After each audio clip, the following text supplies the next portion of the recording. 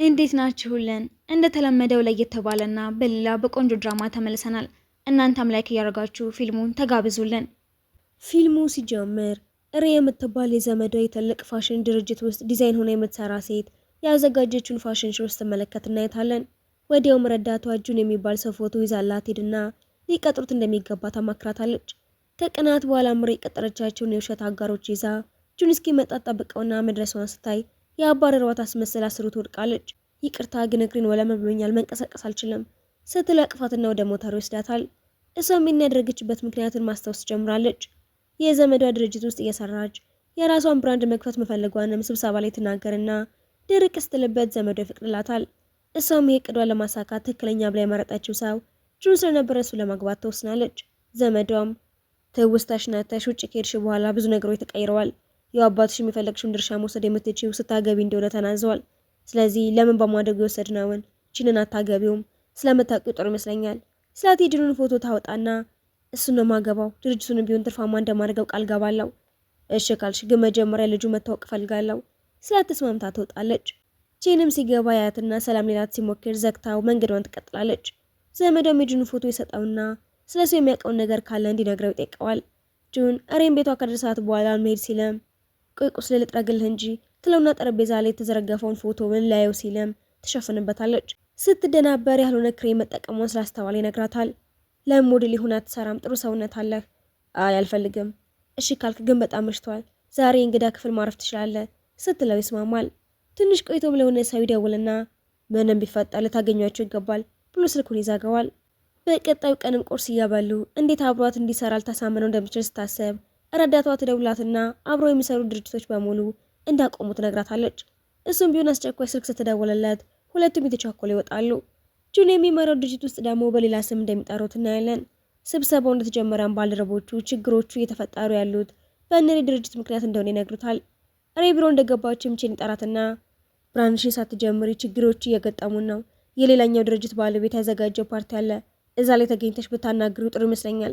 እና ደግሞ መምጣት ያለብሽ ከፍቅረኛሽ ጋር ነው ብሎ የጠሪ ካርድ ሲሰጣትም ጁንን እንዴት እንደምታሳምነው እያቀደች ትቀበለዋለች።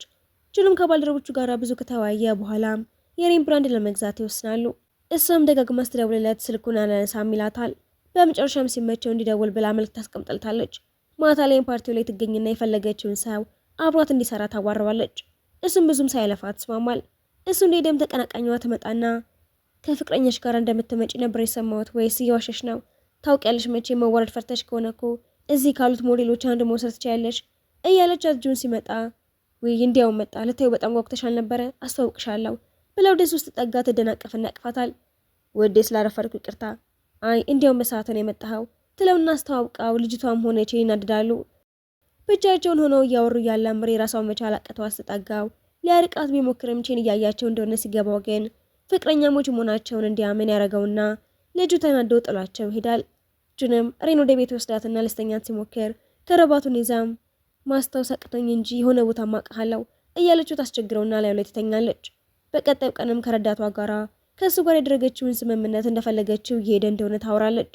ወደ ቤት ተመልሳም በኮንትራታቸው መሰረት ሁሉንም መስራት ያለባት እሷ በመሆኗ ትናደድና ተረጋግቶ መጽሔት የሚያነበው እጁ ላይ ውሃ ትደፋበታለች። ምንም እንዳላውቀችውና ምትጠርግለት እያስመሰለች ትከተለውና ጸጉር ማድረቂያውን ሲላኩሰው የጨመረችው ዱቄት መበተኑን እያየች ትዝናናለች። የዛን ቀን ጠዋት ላይ ማጠገብ ውስጥ ነቃ ያደረገችው ስለማታስታውስ ፈርታ እንደነበረና ቀስ ብላ ለመንሳት ስትሞክር ግን ጁን ስለነቃ ንፍረቷን ለማሳየት ብላ ቀሚሴን ዝጋልኝ እስኪ ትለዋለች። እሱም የዘጋላት ጀርባዋ ላይ ስላለው ጠባሳ ሲጠይቃትም በጣም የቆየ ነው ምንም አይደለም ትለውና ጠጋ ብላም ትናት ምንም ሊፈጠር ኃላፊነቱን ይወስዳለው ከኔ ጋር ለመስራትና የውሸት ፍቅረኛ ለመሆን ከተስማማ ደግሞ ለአንተም ስራ እንደሚጠቅም አረጋግጥልሃለሁ ስትለው ትንሽ ካንገራገረ በኋላ በኮንትራት ፍቅረኛነቱ መስማማቱን ታስታውሳለች። ወዲያው ግን ረዳቷ ትደውላትና ስራ ቦታ ስትሄድም የሆነ ሰው የኛን ስራ ለመስረቅ እየሞከረ ነው፣ እንዴት ሊያገኙት ይችላሉ? ኮምፒውተርሽ ውስጥ ነዋ ትላትና ቅጂውን ስታሳያት የተቀናቃኛቸው ሰራተኛ መሆኑን ስለደረሰችበት ቀጥታ ወደዛ ትሄድና ሰውየው ልታስቆመው በተሞከረም ጣራው ላይ ይወጣና ወደ ጫፍ ስትጠጋ እንዳይዘል ስትፈራ ጁን ይደርስና ቦርሳውን ቢቀበለውም ውስጡ ግን ምንም አለመኖሩን ያስተውላሉ። ኪሱን ሲፈትሹትን ፍላሹን ያገኘዋል። ለማን ነበር የምትሰጠው? እኔ ብር ሳስፈልግ ልሸጠው ብዬ ነው። በትውስታም ጁንና ሬ የተፈራረሙት ኮንትራት ከሰው ይልቅ ለሰው የሚያግዝ ስለሆነ እንደተናደደች ነው ያለን። አሁን ላይም ፍላሽ እንደተቀበሉት ፒስዋ ላይ ሰክታ ብታየውም ቫይረስ ስለነበረው ሙሉ መረጃውን ይጠፋባታል።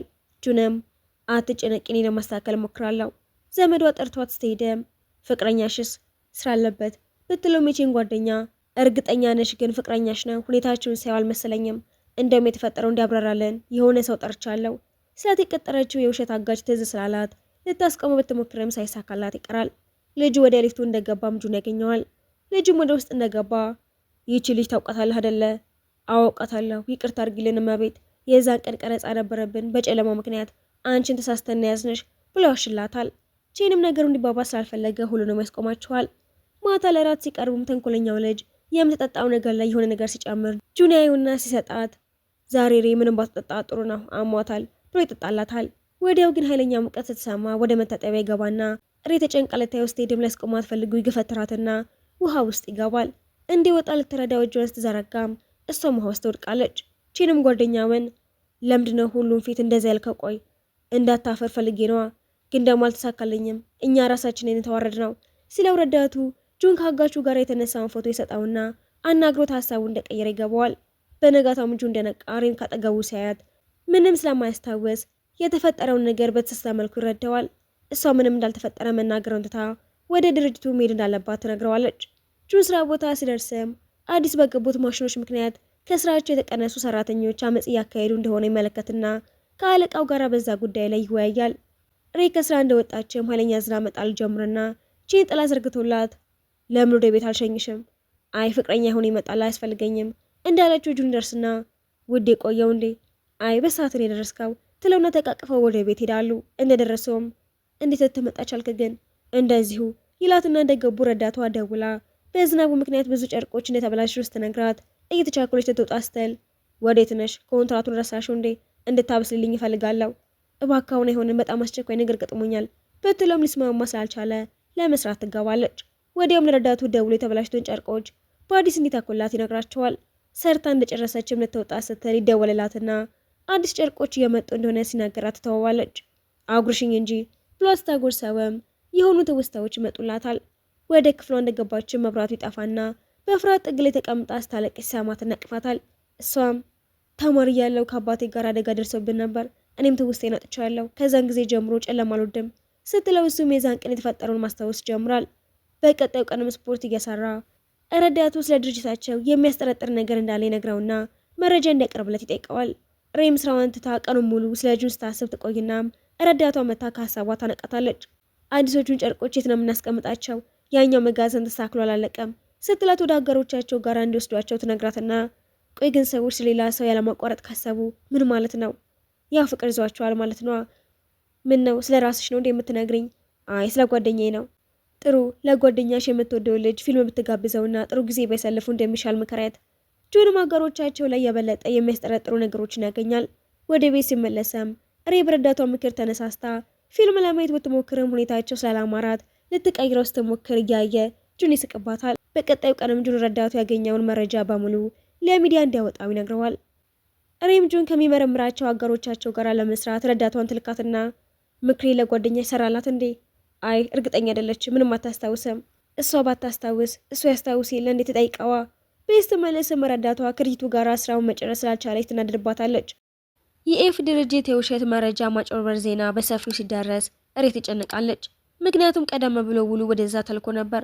ውሉን ለማስመለስ ወደ ቢሮአቸው ብትሄድም መቀበያ ክፍል ያሉ ሰራተኞች ውሉ ሚስተር ሺ እንዲፈርሙት ወደ ህግ ክፍል መላኩን ይነግሯታል።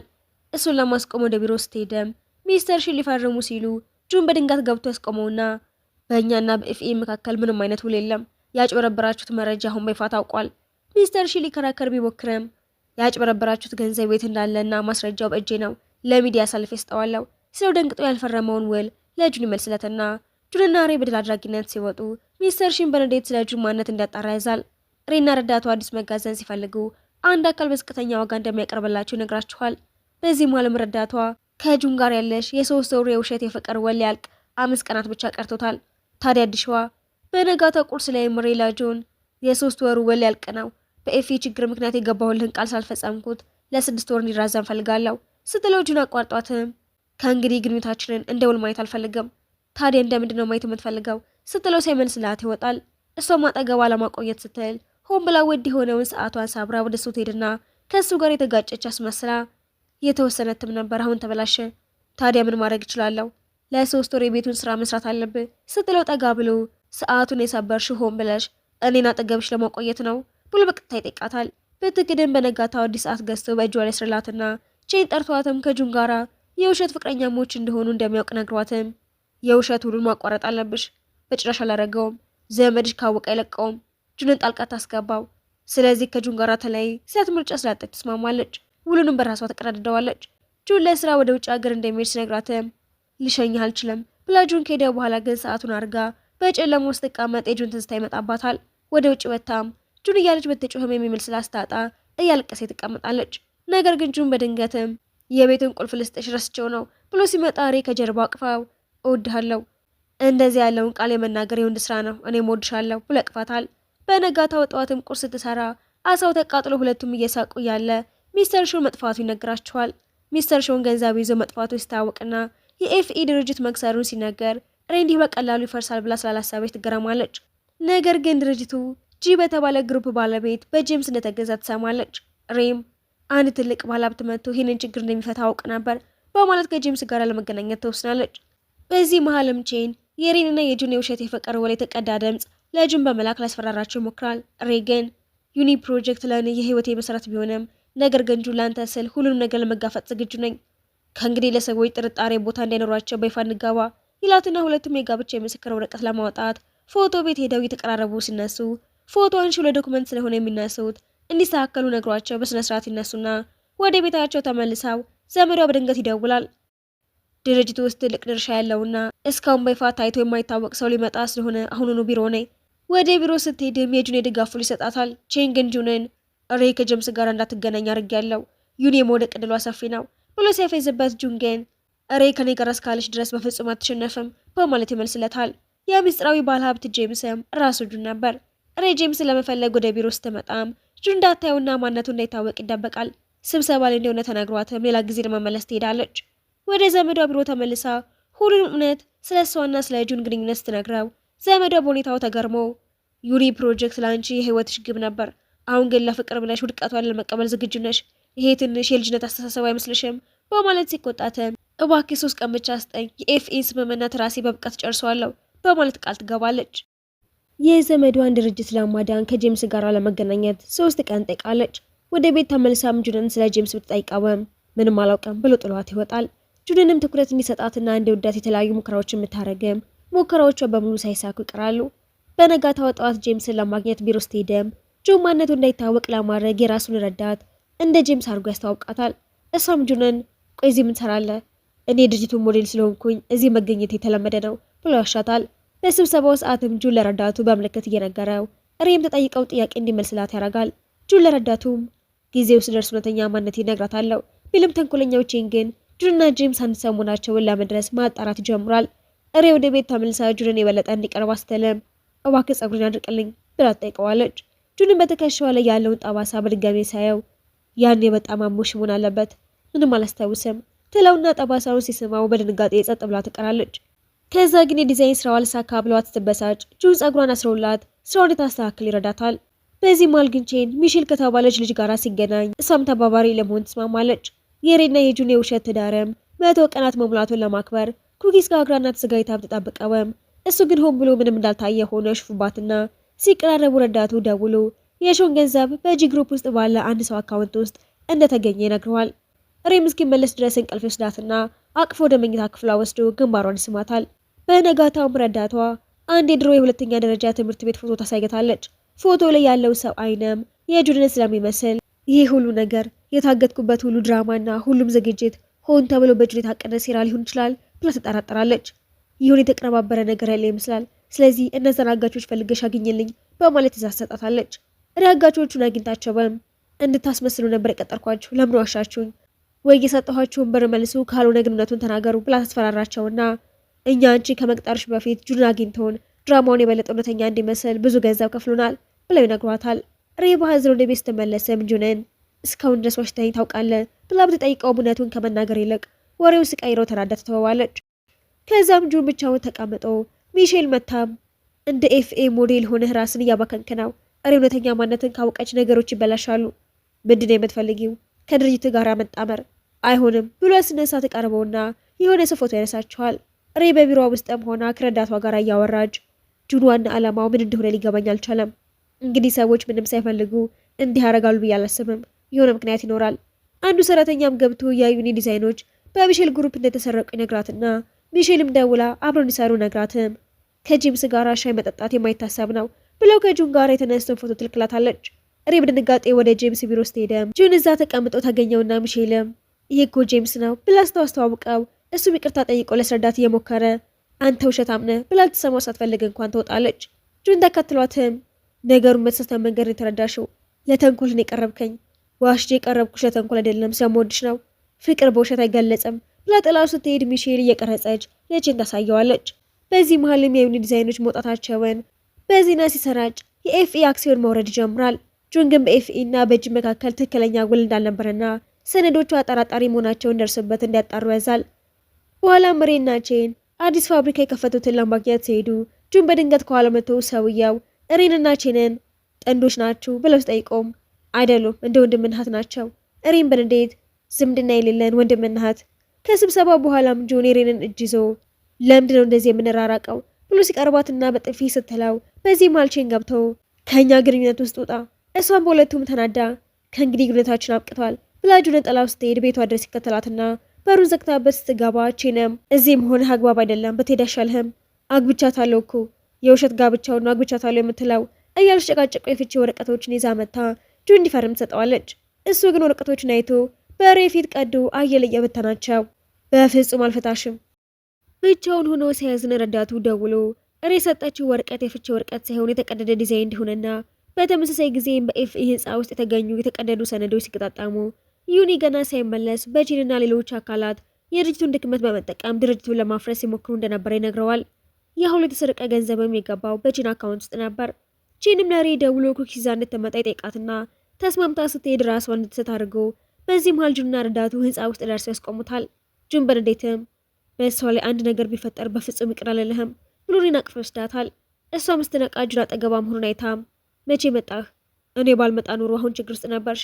ከጁን ለመራቅ ብትሞክርም ሳልተዋት አብድሃል እንዴ? አዎ አብጃለሁ፣ በአንቺ የተነሳ እያበድኩ ነው ብሏት ይወጣል። ቼን ከሚሼል ጋር ስለ ዲዛይን ስርቆቱና ስለ ስራ ሁሉ ሲናገር በስልክ ተቀደዋለች። ጁን በድንገት አጠገቧ መጥቶ ስሟን ሲጠራ ሰምተው ቢወጡም ያጧቸዋል። ጁን ሬሱን ከአደጋ ለመጠበቅ ስትል ሆን ብላ ታርቃው እንደነበረና በሱ ላይ ምንም ጥርጣሬ እንደሌላት ለረዳቷ ስትናገር ሰምቶ ስለነበረ አሁን ለሁለቱም እውነቱን ተነጋግረው በአንድነት ለመቆም ቃል ገባባሉ። በመጨረሻም ጁን ለምን ማንነቱ እንደደበቃት እውነቱን ይነግራታል። ወደ ሁለተኛ ደረጃ ትምህርት ቤታቸው ትዝታቸው ሲመለሱም ያን የቅርብ ጓደኛሞች ሆነው አንድ ቀን በትምህርት ቤት የሂሳብ ውድድር ላይ ጁን አንደኛ ወጥቶ ለሬ የምትፈልገው አሻንጉሊት በስጦታ መልክ ሰጣታል። ከዛም አብረው ወደ ቤት ሲመለሱ ጥቂት ሰዎች ጁንን ከሬ ራቅ ብለው ሲያስፈራሩት ጁን ይሸሽና በድንገት የሬ አባት መኪና ፊት ይገባል። በደረሰው ከባድ አደጋም የሬ አባት መኪናቸውን በድንገት ፍሬም ቢይዙም አደጋው ይከሰታል። አባቷም ህይወታቸው ሲያልፍ ሬ ደግሞ ትውስታዋን ታጣለች። ጁንም አደጋው የደረሰውና ትውስታሽን የሚያጣሽው በእኔ ምክንያት ነው የሚለው ጸጸት ራሴ እንድደብቅ አደረገኝ። እውነቱ ልነግርሽ አልቻልኩም። ለአመታት ፈልጌ ሳገኘሽ እንደ አዲስ እንድንጀምር ብዬ ነበር ማንነቴን ቀይሬ የቀረብኩሽ እና አሁንም ተናደሽብኛል። በዛ አደጋ እኮ አባቴም ሆነ አንተ ተጎጂ ናችሁ። ማንም ጥፋተኛ አይደለም። ግን እንዴት አገኘኸኝ? ሞዴል እንደምትፈልጊ ሲሰማ ማንነቴን ቀይሬ መጣሁኝ። ደግሞ አዎ መጀመሪያ የውሸት አጋቾችን የቀጠርኩት እኔ ነኝ። ሁሉንም ነገር ያቀድኩት እኔ መስሎኝ ነበረ እና ተሸንፌያለዋ። አይደለም እኔ ነኝ የተሸነፍኩት። እረፍት አድርጊ በቃ ብሎት ሌድ ሲጠራውና ሄዶ ያቅፋታል።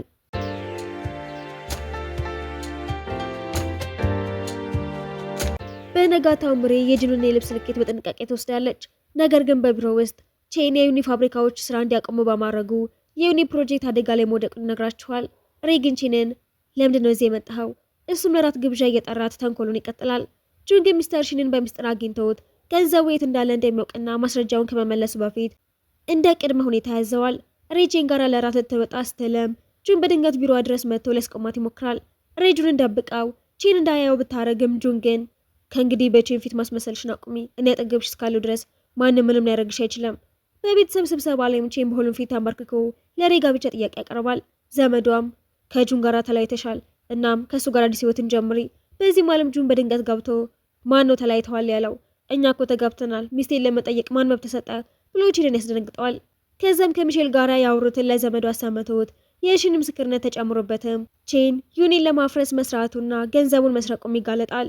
ፖሊሶቹ መታውን በቁጥጥር ስር ያውሉታል። ዘመዷን በንዴት በጥፊ መታወት ሬን ይቅርታ ይጠይቋትና የጂን ግሩፕንም እንድታስተዳድር ቢሰጧትም ምንም ቢፈጠረኛ ሁልጊዜም ቤተሰብ ነን ብላ በፍቅር ተመልሳለች።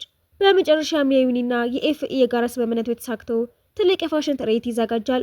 ጁንም ትርኢቱን እያመራ አንዲት ሞዴል በድንገት በመጥፋቷ ሬሷን የተተካ ተገዳ ልብሱን ለብሳ መድረኩ ላይ ስትወጣም ሁሉም በቦታ ይገረማሉ። በድንገት ግን መብራቶች ውስጥ ጠፉ። ጁን በሬ ፊት ለፊት ቆሞ እጇን ይዛትና ሬ እኛ በይፋ ተጋብተን አብረን ብንሆንም ሁሉም ነገር የጀመረው ግን በውሸትና በምስጢር ነበር። አሁን ግን ሁሉንም ውሸቶች እዚህ መድረክ ላይ አቁሜ እውነተኛ ህይወታችንን እንድንጀምር ፈልጋለሁ። ጁን አብሮ ያሳልፋቸውን እያንዳንዱን ትዝታዎች፣ ያንን አብሮ የበሉትን ኩኪስ፣ ዝናባማ የሆኑ ምሽቶችን፣ በጨለማ በፈረች ጊዜ አጠገባ የነበረባቸውን ጊዜያቶችንና ያቺን ሰዓትና ያንን አደገኛ ነገር ሁሉ እያስታወሰ በጣም ወድሻለሁ ይላትና በሁሉም ፊት አንበርክኮም አሬ እውነተኛ ሚስቴ እንድትሆኚ በድጋሚ ታገብኛለሽ ይላትና ተስማምታ ቀለበቱን ሲያረገላት ፊልሙ ይጠናቀቃል።